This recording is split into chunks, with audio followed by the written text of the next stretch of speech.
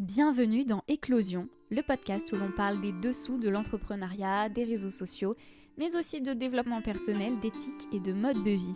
Bref, le podcast où l'on prend soin de soi et du monde. Je suis Marie-Ange Botta, social media manager en freelance et je suis ravie de vous accueillir dans cet épisode.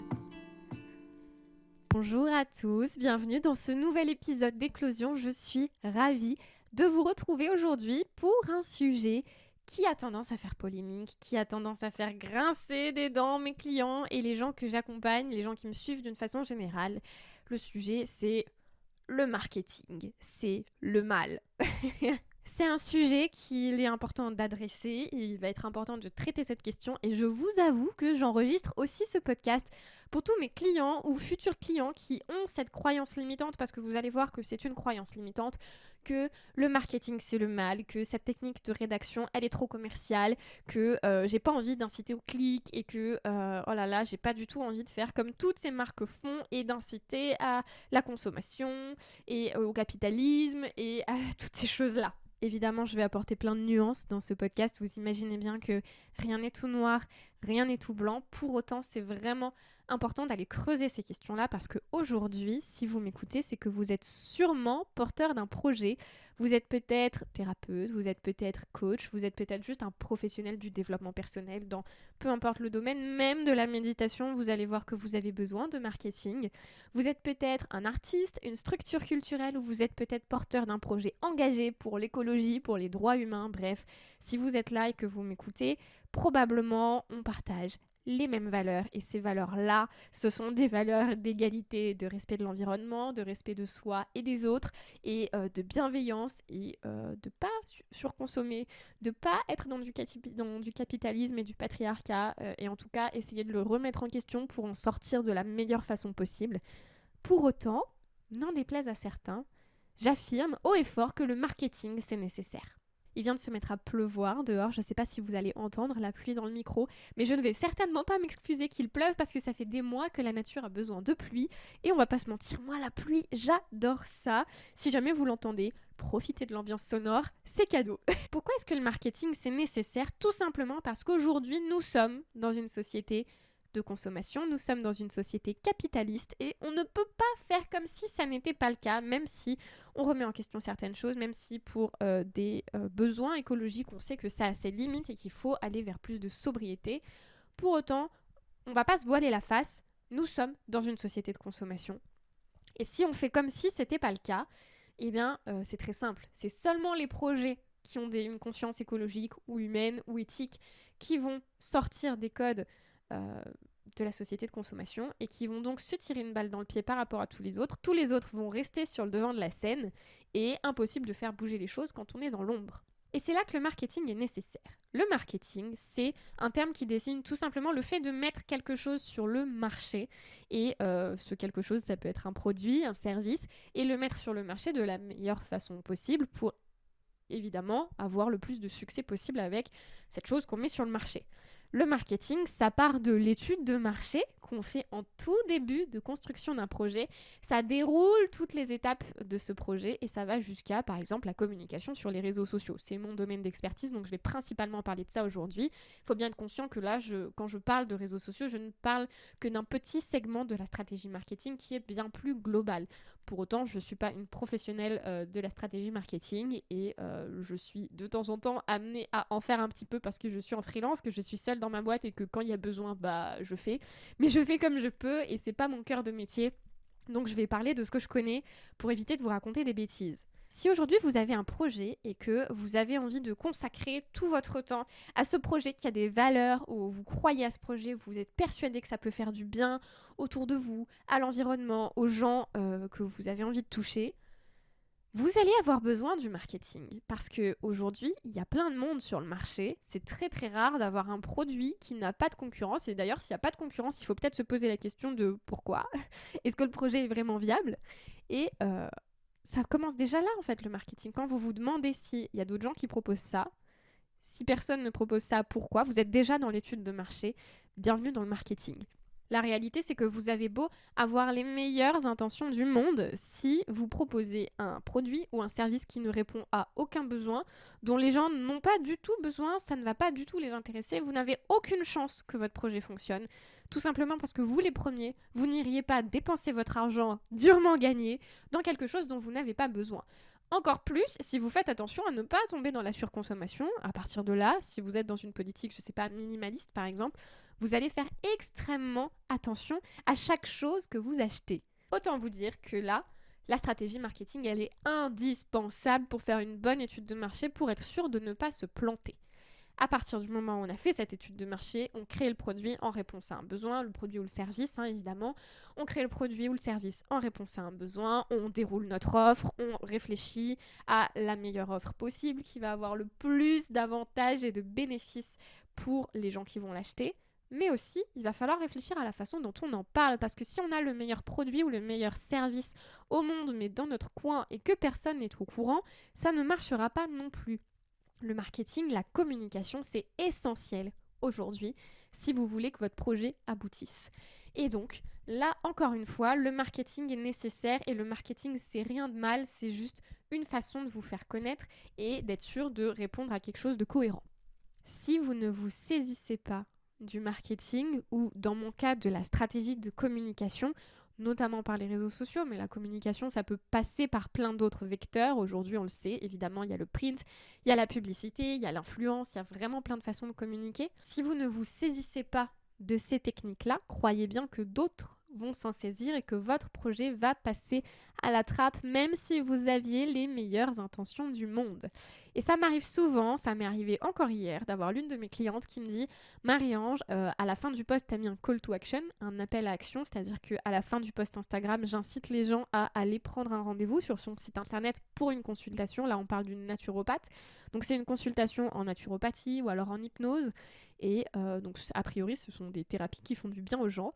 Et j'incite les gens à aller prendre rendez-vous sur leur site internet dans le call to action et j'utilise des verbes à l'impératif, des tournures directes, parce que la tournure indirecte, c'est ce qu'il y a de pire pour avoir des résultats. Et donc, j'écris dans le call to action quelque chose comme prenez rendez-vous dès maintenant sur mon site internet, quelque chose en 2 clics, mon agenda est disponible, etc. Et le feedback de cette cliente, c'est trop commercial, je suis pas à l'aise avec ça. Ok.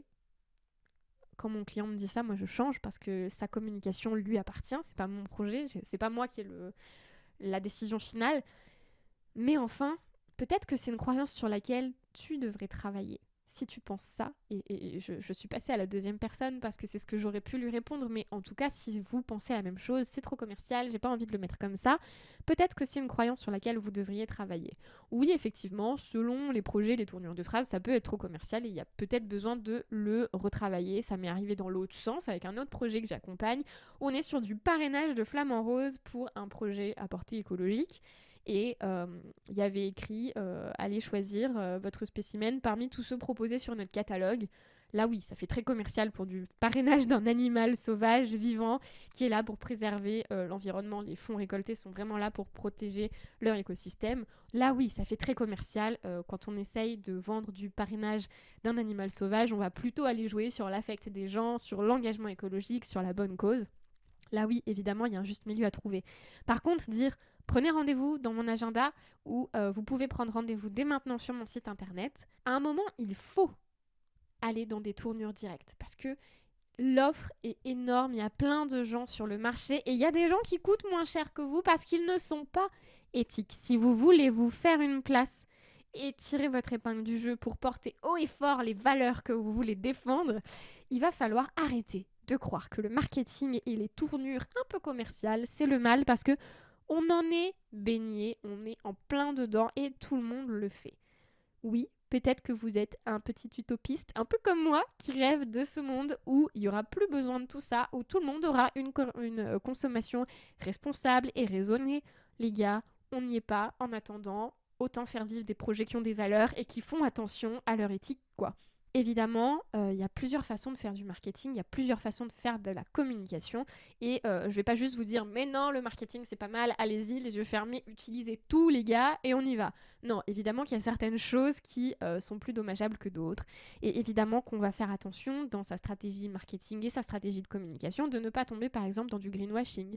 Le greenwashing, c'est toute cette récupération autour du mouvement écologique qui est essentiel, on le rappelle, nous sommes dans une urgence climatique confirmée par un consensus scientifique mondial, il n'y a rien à remettre en question là-dessus, et donc oui, aujourd'hui de plus en plus de gens sont soucieux de l'avenir écologique de la planète par rapport à la survie notamment de l'espèce humaine, et donc oui, il y a de plus en plus de gens qui font attention à leur consommation.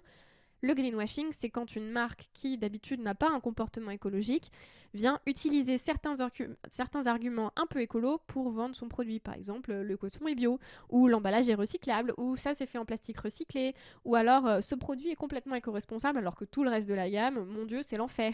Vous voyez le truc, tout ça c'est du greenwashing, il y a des lois pour protéger de ce greenwashing-là. Évidemment, tout n'est pas parfait. On est encore au début de la mise en application des lois et il y a encore plein de greenwashing. Moi, je citerai McDonald's qui a changé le fond de son logo de rouge vers le vert parce que quand même, le vert, c'est mieux pour la santé. Bon, si vous pensez que McDonald's, c'est bon pour l'environnement et pour la santé, vous avez peut-être besoin de vous documenter. Mais c'est l'un des exemples les plus forts. Il y a plein d'exemples beaucoup plus subtils. Le greenwashing, évidemment que c'est une technique marketing qui n'est pas éthique du tout, et évidemment que si vous écoutez ce podcast et que vous faites attention à votre façon de communiquer pour avoir plus d'éthique, évidemment qu'il va falloir faire attention à ne pas tomber dans du greenwashing. Il y a plein de guides qui ont été écrits par des centres de recherche que je vous noterai dans les informations relatives au podcast. Si vous voulez aller plus loin, vous pouvez aussi faire attention à être dans l'écriture inclusive, si vous voulez un marketing plus bienveillant, plus inclusif justement et plus respectueux de tous. Vous pouvez adopter les sous-titres pour les personnes malentendantes ou les descriptions des visuels. C'est une option que vous avez sur les réseaux sociaux où vous pouvez décrire ce qui se passe à l'image pour les personnes qui sont malvoyantes et qui ne pourront donc, grâce à un logiciel, lire le texte mais pas comprendre l'image. Il y a plein de techniques marketing pour être plus inclusive, pour être plus soucieuse du respect de l'environnement et des gens. Et évidemment, tout ce qui est marketing culpabilisant, greenwashing, la récupération aussi de tous ces mouvements. Je pense notamment aux causes défendues par toutes les questions de genre LGBT+, et les questions raciales, évidemment. Toutes ces questions-là qui sont hautement problématiques dans nos habitudes de société et qui sont récupérées par des marques qui d'un seul coup se mettent à mettre des mannequins grande taille et puis des couples avec 2 femmes, 2 hommes ou des mecs qui se maquillent ou des gens qui ont plein d'origines différentes où on voit toutes les teintes de couleurs de peau possibles dans leurs spots publicitaires et d'un seul coup ceux qui affichent de la cellulite et des vergetures alors que tout le reste de leur marque est absolument contre ces messages-là ou n'entretient pas ça du tout, ou alors où la marque finance des choses qui sont pas du tout en accord avec ces valeurs-là. Évidemment que là, on est dans de la récupération. Pour autant, si votre projet, il est inclusif, si votre projet, il est body positive, écologique, qui défend toutes les causes LGBT, etc., pourquoi est-ce que vous n'en parleriez pas ? Parce qu'en parler, c'est porter haut et fort les messages et les valeurs, et à chaque fois que vous allez en parler, vous allez sensibiliser autour de vous. Est-ce que le marketing, c'est toujours le mal si on se sert des codes de la communication pour porter nos messages haut et fort ? Est-ce que le marketing, c'est toujours le mal si on se sert par exemple d'une technique de copywriting pour vendre un produit éco-responsable alors que tous nos concurrents qui bousillent la planète, ils les utilisent à fond, et ça marche, on va pas se mentir, pour vendre leurs produits qui font un peu mal à tout le monde. Évidemment, on va pas non plus tomber dans du marketing culpabilisant. Je pense notamment à cette technique de copywriting. Le copywriting, c'est une technique d'écriture pour vendre. C'est par exemple la technique qu'on utilise dans des pages de vente sur des sites internet quand vous avez le descriptif d'un produit ou la longue page internet pour vous vendre une formation par exemple. Ou alors le texte que vous allez recevoir dans une newsletter par mail qui va vous inciter à acheter tel produit ou tel service. Tout ça, c'est du copywriting, c'est une technique d'écriture qui se base sur plein de choses, notamment la psychologie. Et évidemment que quand on étudie le copywriting, ça peut être interprété comme de la manipulation. Oui, aujourd'hui, notre cerveau, il a des biais cognitifs, donc des façons de penser qui biaisent notre objectivité.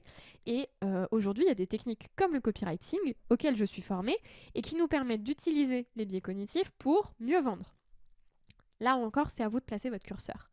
Moi, par exemple, j'ai choisi de ne pas jouer sur du marketing culpabilisant et sur les points de douleur de ma cible dans mes phrases d'accroche. Par exemple, je fais pas des phrases d'un air de dire « Mon Dieu, c'est horrible, tu viens de te lancer, tu trouves aucun client et t'as l'impression que tu n'y arriveras jamais, mais quel enfer, ça fait 6 mois que t'essayes et franchement, t'arrives pas à te sortir de cette galère. » Non. Moi, je vais plutôt mettre une phrase d'accroche qui dit si tu as besoin de plus de clients, j'ai des solutions grâce aux réseaux sociaux sans faire de concessions sur tes valeurs. Vous voyez la différence ? Je suis consciente des points de douleur de ma cible. Je suis consciente qu'un naturopathe qui se lance au début, c'est dur pour lui de remplir son carnet de rendez-vous. J'en suis consciente parce que moi, quand je me suis lancée à mon compte, c'était dur aussi de trouver ma clientèle, comme tout le monde qui se lance. Pour autant, je préfère le formuler d'une façon bienveillante, consciente, et en proposant des solutions plutôt que de jouer à fond sur les points de douleur et après de leur dire non mais j'ai la solution incroyable qui va t'apporter des clients en 15 jours, viens chez moi, tu vas voir. Ce qui serait mensonger aussi, parce que ne nous mentons pas, les réseaux sociaux c'est pas un investissement sûr, c'est un investissement long terme où on construit. Il n'y a pas de résultat en 15 jours sur les réseaux sociaux. Je pense que vous commencez à comprendre que tout ça c'est qu'une question de conscience et de là où je porte mon attention. Si j'utilise des outils qui de toute façon sont utilisés par la majorité des gens et de mes concurrents pour sortir mon épingle du jeu, pour porter haut et fort mes valeurs et ce produit ou ce service auquel je crois parce que je réponds à un besoin. Est-ce que vous pensez toujours que le marketing c'est mal ? Moi pas. Aujourd'hui on est obligé de faire comme ça. Peut-être qu'un jour ça sera différent. N'empêche qu'aujourd'hui je vous invite à vous former en marketing et en communication si vous lancez un projet entrepreneurial, artistique ou engagé, parce que vous aurez besoin de ces techniques-là pour faire bloc face à ces gens en face qui les maîtrisent super bien. Je serais super curieuse d'avoir votre retour sur ce sujet et on va pas se mentir, c'est un podcast que je pense envoyer à mes clients petit à petit pour arrêter cette croyance de le marketing c'est le mal. Oui, aujourd'hui, il y a des techniques marketing qui ne sont pas éthiques. Il y a des techniques marketing qui surfent sur des tendances ou sur des arguments d'éthique et d'écologie, par exemple, pour vendre alors que les marques ne le sont pas du tout. Mais le marketing, ça peut aussi être fait d'une façon éthique, sans pousser à la surconsommation, mais plutôt en mettant en lumière les points sur lesquels vous êtes en conscience. Le marketing, c'est aussi éthique quand on est 100% transparent sur la démarche et qu'on ose dire « je suis pas parfait, je suis en chemin ». Ce qui est mon cas. Moi, j'arrête pas de vous parler d'éthique et de valeur dans mes contenus, mais enfin, je suis loin d'être parfaite, je suis en chemin et je prends toutes les pistes d'amélioration, j'en suis consciente, ou en tout cas, j'essaye d'en être consciente le plus possible et je suis soucieuse de faire mieux. C'est un chemin et je pense pas qu'un jour je serai arrivée. Je pense pas qu'un jour tout sera parfait dans mon entreprise, ça me semble trop compliqué. Tant mieux si un jour j'y arrive et que je démontre que j'avais tort de penser ça, c'est tout ce que je souhaite. Pour moi, l'éthique, le souci de faire mieux, de progresser et d'être de plus en plus respectueux de chacun et de l'environnement, c'est un chemin. Et à partir du moment où vous tenez ce propos et où vous dites je fais de mon mieux, je travaille sur ça, j'ai déjà fait ceci, bientôt je m'améliorerai sur cela, je vais faire en sorte que, ou en tout cas j'essaye, si vous êtes transparent, on est ok les gars. Personne ne vous demande d'être parfait. On n'est pas des robots, on est des êtres humains. Et c'est le principe du colibri. Il vaut mieux plein de gens qui font leurs petites actions plutôt qu'une personne parfaite. Sur ces bonnes paroles, je vais vous laisser là. Je pense que de toute façon, vous avez compris le cœur du propos. Je serais vraiment curieuse d'avoir vos retours là-dessus parce que c'est une croyance qui est bien ancrée dans la tête des gens que le marketing, c'est le mal. En fait, il y a cet amalgame entre le marketing et la société de consommation. Et bien sûr que le marketing est l'un des éléments indissociables de la société de consommation, n'empêche qu'on y est. Donc autant s'en emparer pour faire les choses le mieux possible plutôt que de le laisser aux mains des gens qui feront pas des trucs de fou. Je vous remercie d'avoir écouté cet épisode jusqu'ici. Je vous dis à lundi prochain pour un nouvel épisode d'Éclosion ou à jeudi sur ma chaîne YouTube si vous regardez la version vidéo. Parce que tous les jeudis, il y a un vlog, si jamais vous n'êtes pas au courant, où je vous montre les coulisses de ma vie de freelance sans tabou et juste la vraie vie. Et toute cette démarche d'essayer de mieux faire, d'essayer d'avoir une vie plus consciente, un meilleur équilibre pro-perso, toutes ces choses-là. Je vous remercie et je vous dis à très bientôt. Merci d'avoir écouté cet épisode d'Éclosion. S'il vous a plu, n'hésitez pas à lui laisser 5 étoiles sur votre plateforme d'écoute. Vous pouvez aussi me rejoindre sur ma chaîne YouTube et mon compte Instagram @mariange.socialmedia. À bientôt!